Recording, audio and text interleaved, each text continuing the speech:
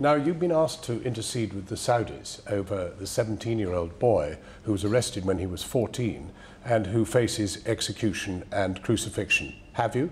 Well, we have raised this as a government, yes. Have you personally? No, the Foreign Secretary has raised this, our embassy has raised this, we raised this in the proper way.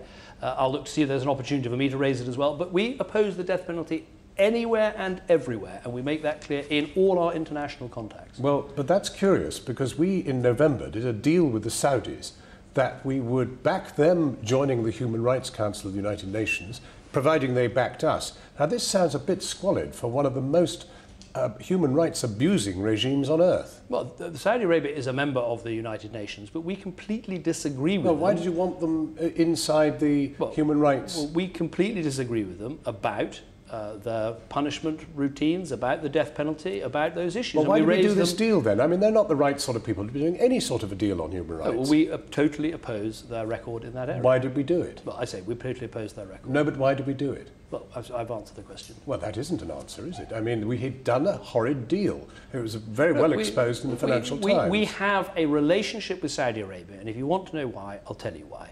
It's because we receive from them important intelligence and security information that keep us safe. I could come on your programme, John. Well, let me just give you an example. Yes, are we sure that they are not actually, some elements of them, within the clerics and elsewhere, the Wahhabi radicals, involved actually in fueling the very people we're trying to defeat in ISIS? I will answer that very directly, because I think you're asking a very important question. But the reason we have the relationship is our own national security. I can think of one occasion since I've been Prime Minister where, a bomb that would have potentially blown up over Britain was stopped because of intelligence we got from Saudi Arabia. So, of course, it'd be easier for me to come on your programme and say, well, I'm not having anything to do with these people, it's all terribly difficult, etc., etc. For me, Britain's national security and our people's national security comes first. Right, second question.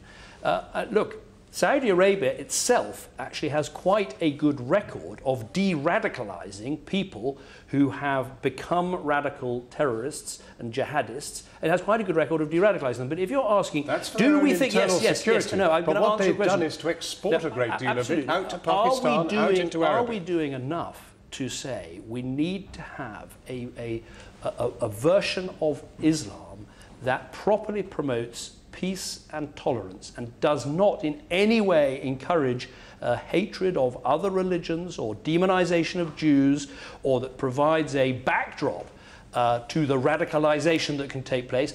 That is something we need to do far more of, and we're doing in our own country, and we need to do more of that in discussions we have with other countries, including with Saudi Arabia, and I've started on that process.